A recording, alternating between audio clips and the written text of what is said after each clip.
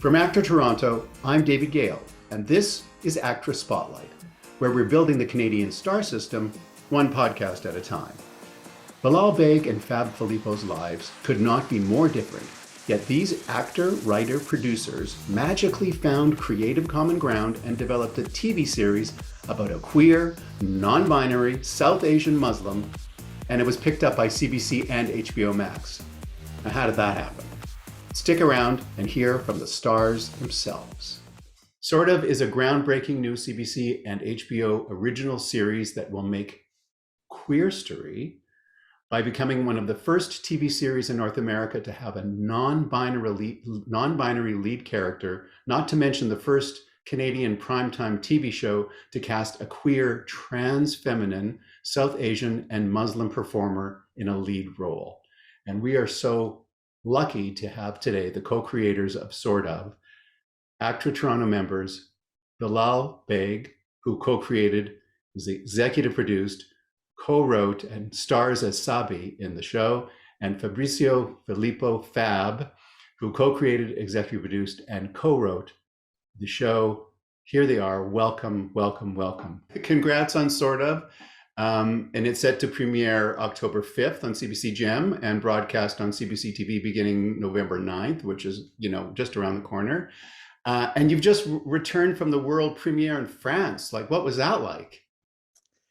It was kind of magical. Like the French, I think, are very passionate people, and if they don't like something, they don't have to say anything. And one of the things that I was so moved by was people, even in our communication gap, because I'm a bad Canadian. I don't totally speak French and I understand very little of it, but they would come up to me and try to express how much the show meant to them in kind of broken English. And often they were touching their heart, which I have to believe meant that it was,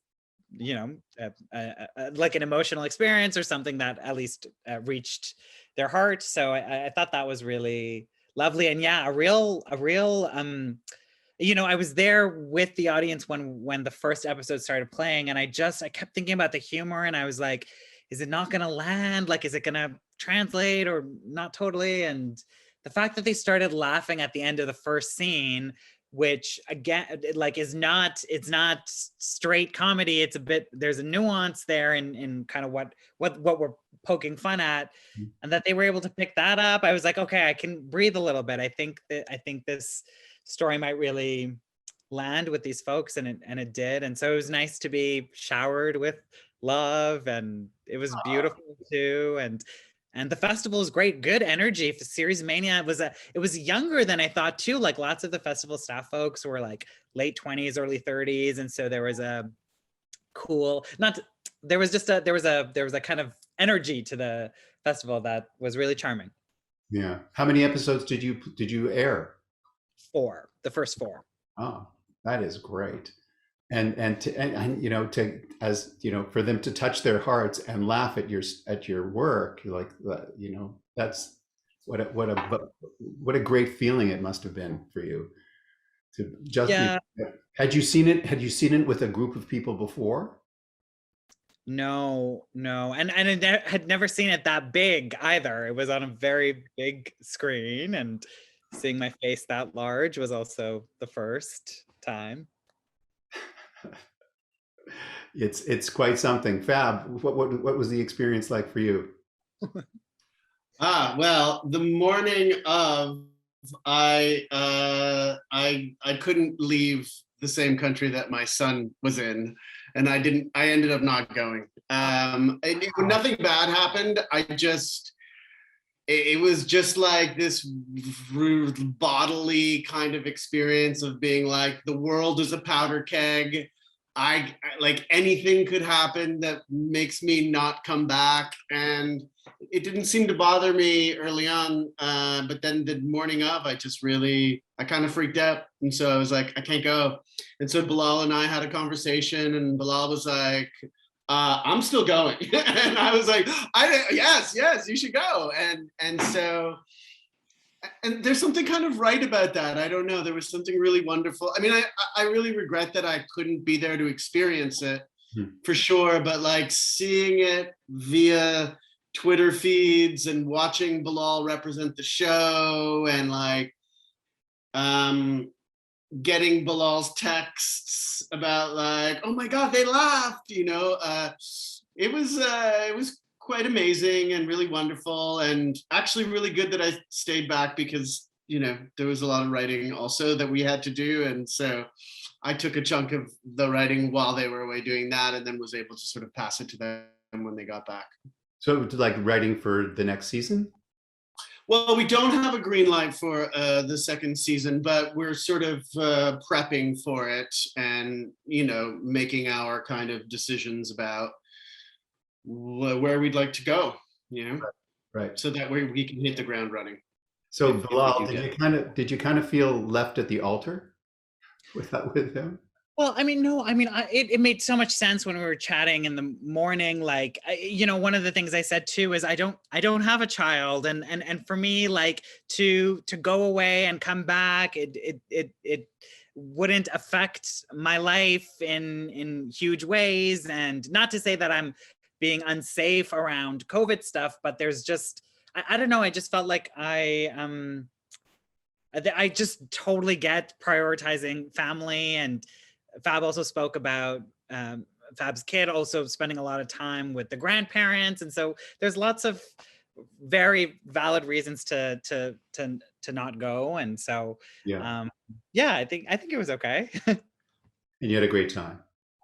Yes, and then that was also lovely too. Like the people there were so generous. Like the festival staff folks were really interested in making sure I felt good. And then I think also we did a panel where Fab and Jennifer Quadra, co-owner of Sienna Films, was there, and so I felt that kind of connection. Like even though we weren't physically together, it was nice to see their faces and be in conversation, even though we were across the world or whatever. True, and that's one of the things about Zoom and you know, the times that we're in. We can still be together, and people are used to that, being, you know, together from like at all parts. Like even for we had people who were on our ACTRA Awards jury this year who were in London, England, and that hasn't happened in the past because they had to be in the same room. So we're really feeling the benefits of that.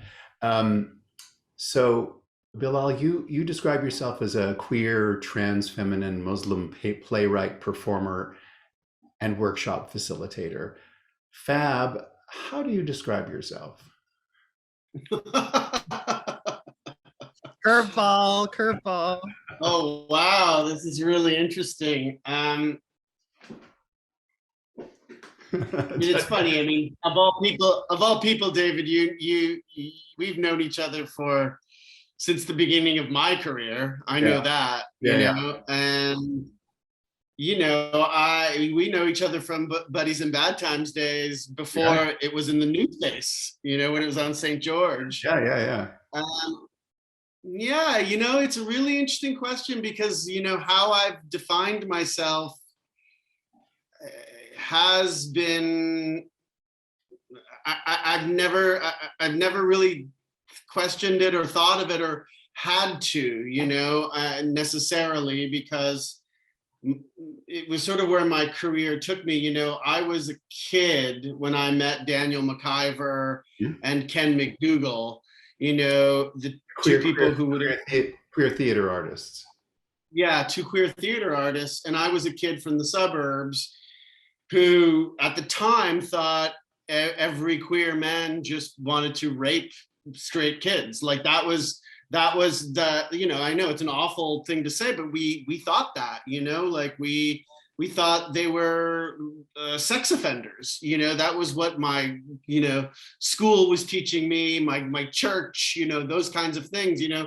So my world really opened up when I met Ken and Daniel, and you know, the queer world became symbolized for me as a place that meant literature and art and being free to be who you are. And my entrance into that world was two people who allowed me to ask questions like, so you're like gay, does that mean you want to be a girl? Like, you know, like things like that, like even back then, you know? So my identity as someone who's cis, you know, I consider myself cis male, playwright, writer, director, and performer, Yeah. performer too. You know, but my cisness and my maleness have been sort of informed by these sort of early experiences that made me understand made me able to see at least something that maybe other people who had my lens were not able to see, you know, at such a young age. Yeah. And then you've carried that with you through your career. And the whole reason that I even asked that is because, you know, you are the co-creators, the two of you are co-creators of this show. And it's clearly focused on Bilal's background and history. And so how did the union come of the two of you to make this together? Bilal and I were both acting in a play at the Tarragon Theater called Theory.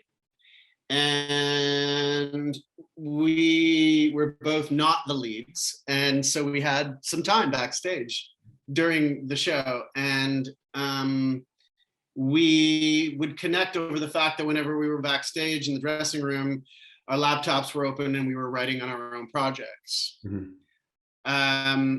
I was the elder in the cast, and at first I was just, first of all, I was sort of taken by the fact that Bilal had a kind of self-possessed quality that was, what's the word? You know, I thought it's probably not the easiest thing for this person to walk into rooms and show themselves to people. And yet the way they did it, I was just like, you seem completely self-possessed is the word, you know? And then as we started to talk more, their lens became sort of more apparent to me. And as things happened during the show and we dealt with things and sort of creative things, all that kind of stuff, I kind of felt like we had this connection, you know, and then we started sort of naturally kind of, I think, pitching ideas to each other, or even just saying, hey, like, would you be interested in writing together? Or even just seeing if we wanted to write together. So the first idea that we had together was maybe Bilal would act in it and maybe not. Like that was the thing. We start to build this other thing. And then, so the play ends. And then we decide we're going to get together every once in a while and throw some ideas back and forth. And this idea, this notion that we're going to build a show around Bilal and Bilal, their alter ego, the notion of something that's loosely based on their life. They were a nanny before, you know, they actually did nanny. And so then, yeah. And so then I think I brought that idea to Bilal, and Bilal said, well, I like that, but why you? Why should I make this show with you?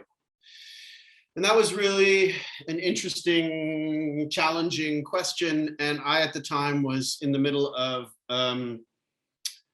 a separation that was really heart-wrenching and was kind of forcing me to define elements of myself. You know, and I brought back this notion to Bilal that what if we made a show that was like incredibly intersectional, and it shows ultimately that we are all in transition, every one of us. Although all transitions are not seen equally in society, all transitions are not accepted equally. Having said that, you know, that was the overall theme that we were looking at. And Bilal said, oh, that's interesting. So if I'm subby in the show, actually, I first asked Bilal if we could call the character Bilal, and then Bilal was like, no. And so then, and then after that, Bilal said, who are you? You have to be somebody in the show. And that's when the dad character came in. then as soon as we came up with that, the story ideas just fell out of the sky. That's great. Yeah. That doesn't always happen. What was your history with television at that point, Bilal? Non-existent. I had done one very small short film um, that I won't comment on that, but that was that, and like some acting for camera classes. But yes, the actual act of creating a TV show or even auditioning for TV was like all pretty foreign. But you didn't have to audition for this though. He didn't make. No, no, thankfully, that's good. That's good that I didn't have to do that. I probably would have blew it anyways because I'm not very good at auditioning. So It's, it's a practice, really. Some people are expert at auditioning and don't necessarily get the gig. So you got the gig, which is the best aspect of auditioning is getting the gig. So you found a common theme that ran through both of your lives, because you write about what you write about this, and that was that idea, that the transitions idea, and you found a voice for yourself, as you said, Fab, the voice for yourself through the dad, and Bilal, your voice is clearly your voice through the character that you're playing, Sabi. So what about the other characters? The cast is great. I actually got to see a couple of advanced screenings, and it was fantastic. And so how did the other characters come about in the creation of it? well, I think one of the things that felt so great and kind of just dreaming of what this world could be was Fab and I just kind of swapping life stories and seeing what's funny or what could kind of make for interesting television. And so again, it feels like a handful of these characters were just extensions of maybe people in our lives, or smashing combinations of people to kind of find like a personality that would be really dynamic in contrast to Sebi or the other characters. And so again, like drawing from personal life stuff, but then it was great to have each other to add things on or take things away to then ultimately create new people. And then when we had the experience of being in the writer's room, I think that really then kind of solidified who each of these characters were and what they kind of represent in the story, and the different relationships between like Sebi in relationship to each of those characters. Yeah, I really expanded in the writing room. I have to mention, Ian Iqbal Rashid and Jen Engels and Neelu Handa, who were with us in the first season. It's a special time in a series, because you're creating the groundwork, you're defining people, and characters, and you're throwing like a ton of spaghetti against the wall, and we did it all in pandemic. So we never in the same room. I literally met one of our writers 2 days ago in person for the first time. Wow. Yes. And you shot this in 2020. You shot this in 2020. So you did all the writing, yes. writing and shooting in 2020? Yeah. Wow. Well, yeah, so it was, everyone know. did an amazing job, and it really it blossomed like one of those time lapse, roses that, with everybody involved. It was a great team. And you have a couple of, you have Gracelyn Kung, who plays Bessie, the mom. She's a former counselor, ACTRA Toronto counselor, and Amanda Cordner plays Seven.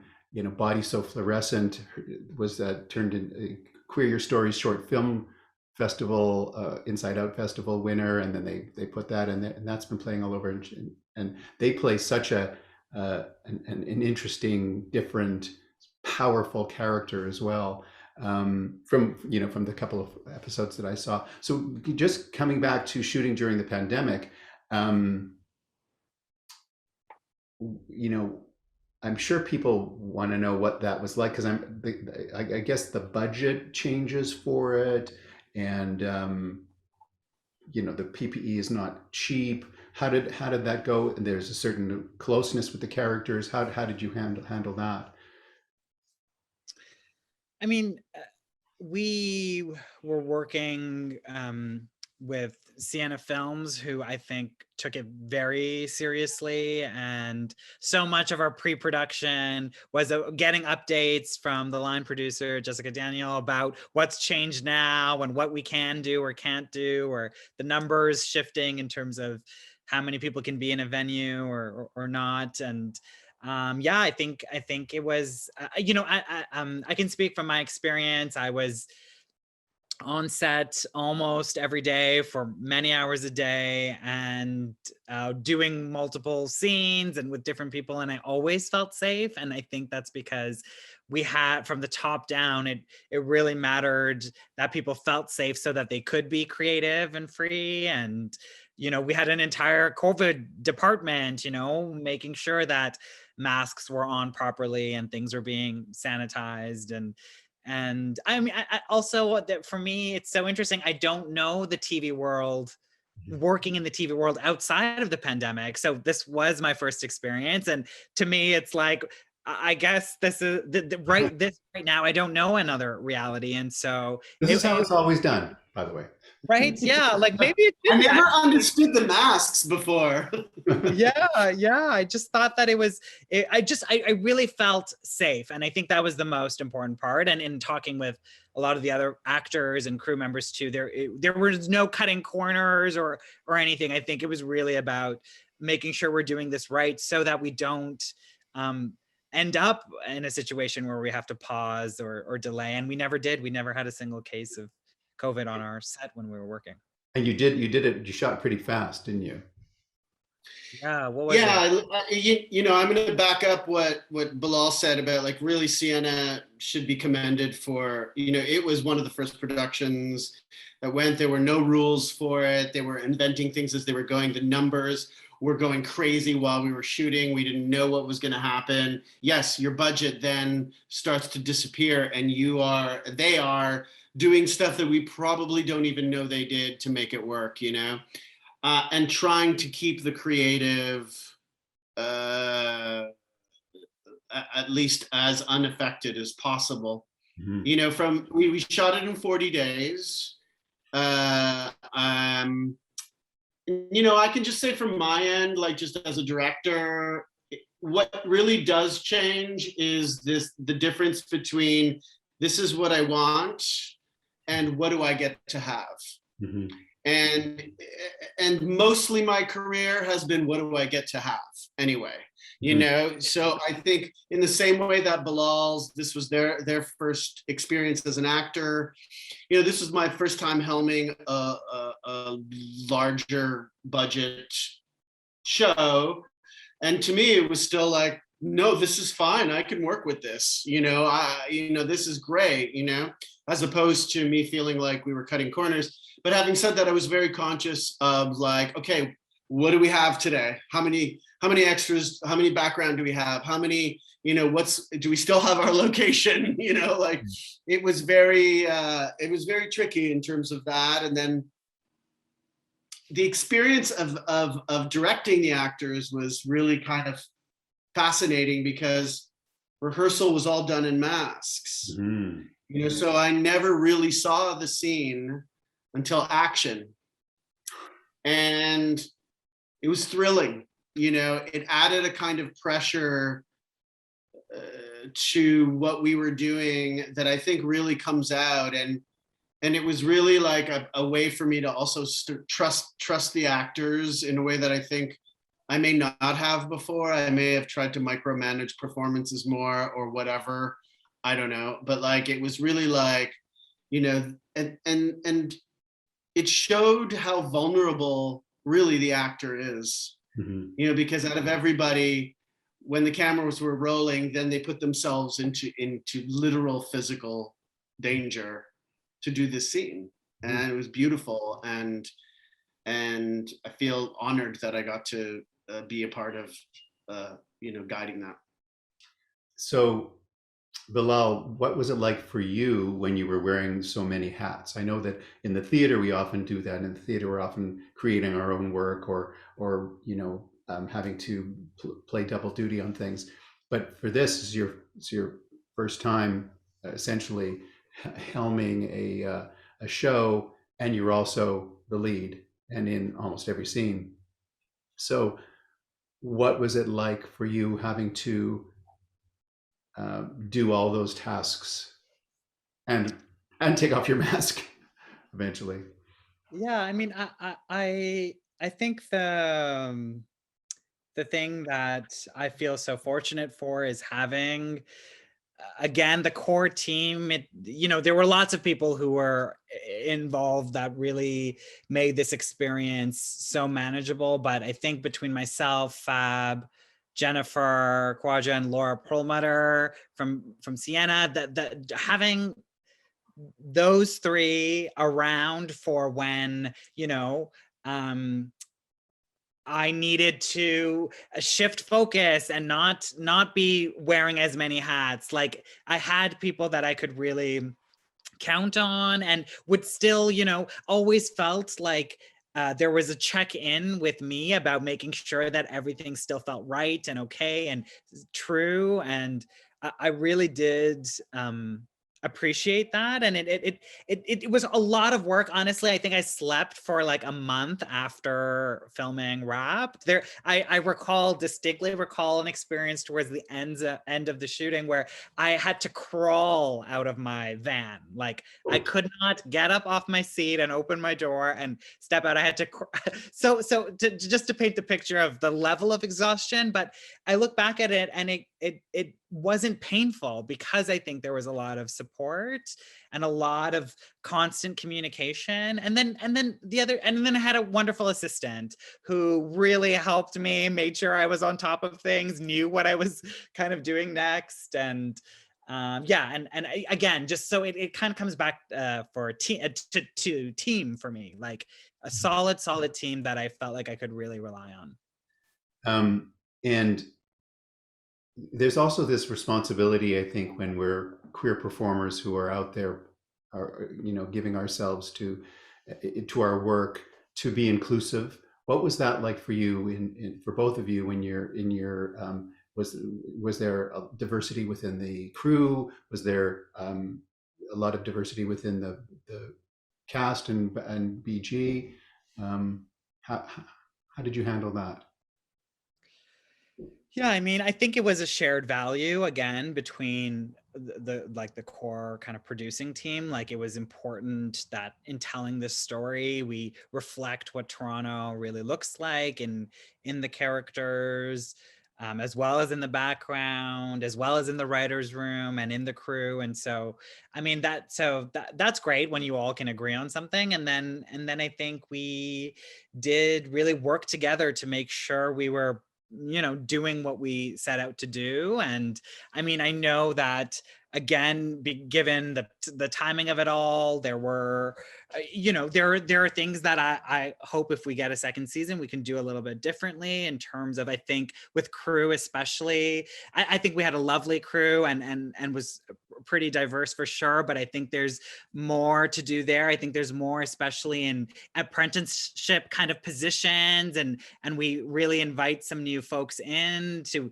be a part of that kind of culture of work that we had going. That would just feel really right. But yes, I think in terms of casting, the open casting call we did to include trans and non-binary folks, we saw people from all over Canada and cast a whole bunch of them in various different parts, and had a whole cohort of background performers who are all essentially trans and non-binary too. So yeah, I think it was all possible because we all agreed on how important it was, and then it was just about really putting in the work, which I think again we did, and we were committed to it. I don't want to erase anybody's work in the past, but I feel like I hadn't seen a casting call like that was open for a show like this. And so if it meant kind of coloring outside the box a little bit, we did that too, and that's pretty cool, I think. Yeah.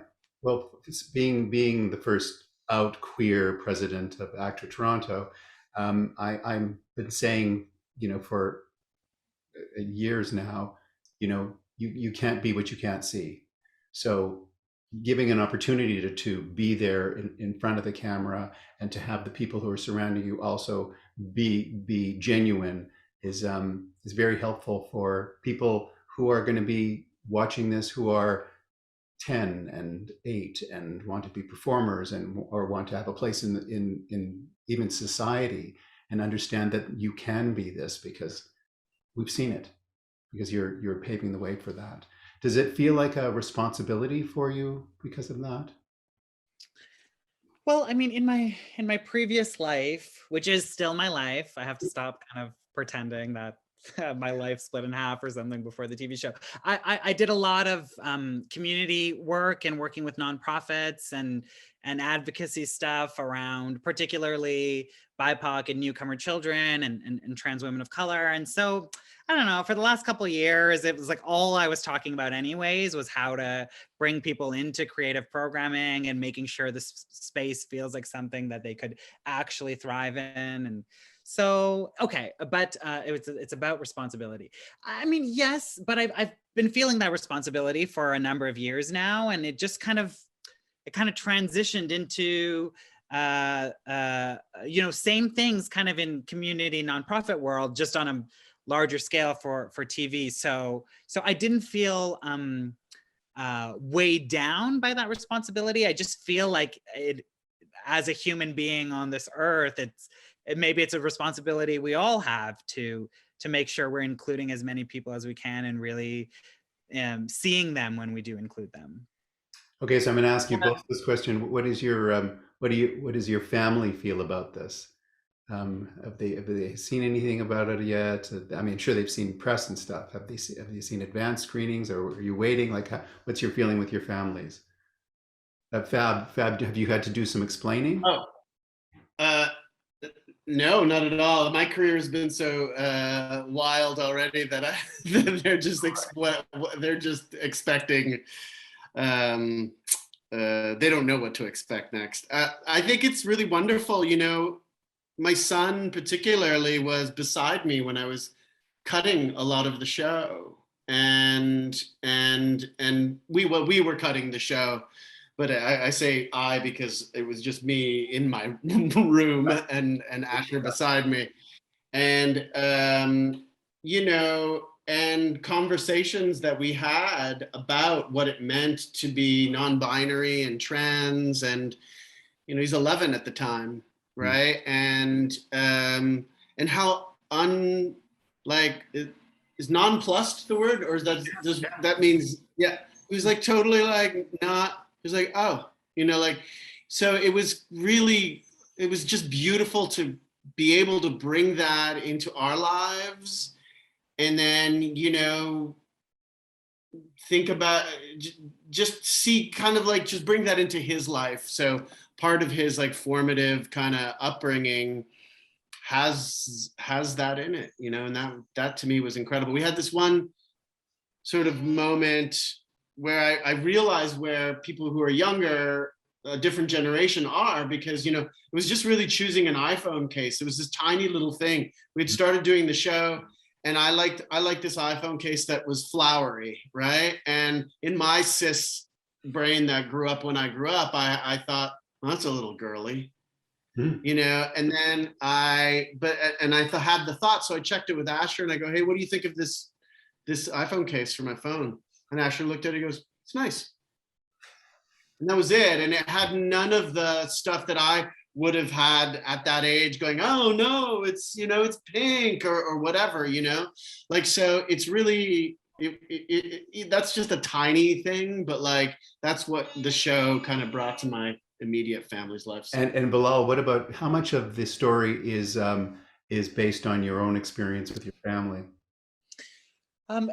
Again, it's pretty well. How would I would say it's like kind of loosely inspired again.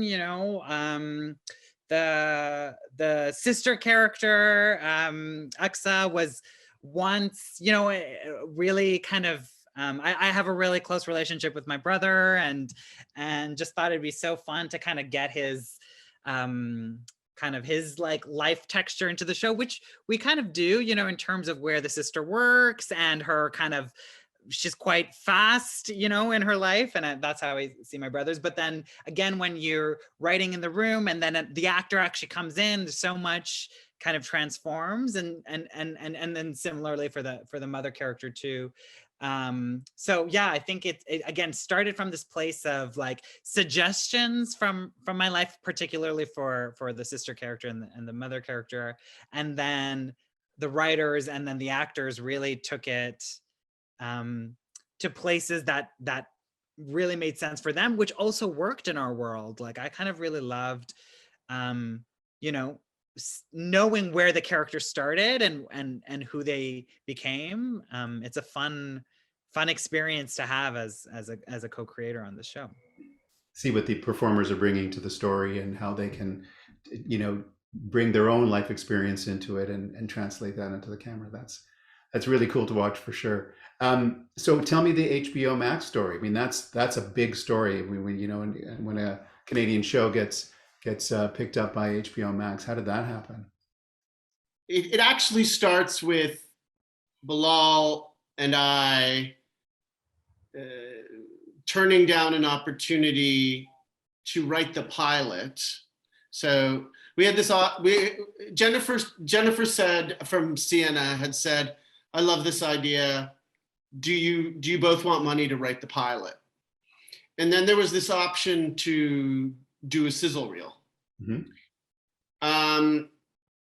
And we both made the decision to go, okay, we're not going to take the money. We're going to put it back into the sizzle, and we're going to make a sizzle reel.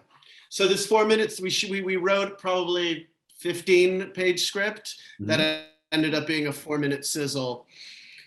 And it was a great thing to do. It was really smart that Jennifer had suggested it for a bunch of reasons. We really felt what the tone of the show was. And Bilal was on camera really for the second time in their whole career, you know. And so we were just feeling a bunch of stuff out, and it just really worked. The sizzle was it just had a kind of thing to it. You know, every once in a while you get to be a part of something that has a kind of magic that you don't know. And we really loved it. And so it started to open doors. And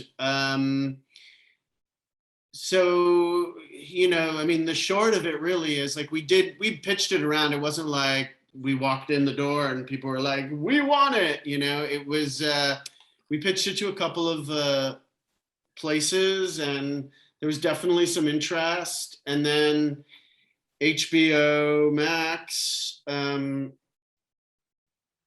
on board when we were in the writing stage, and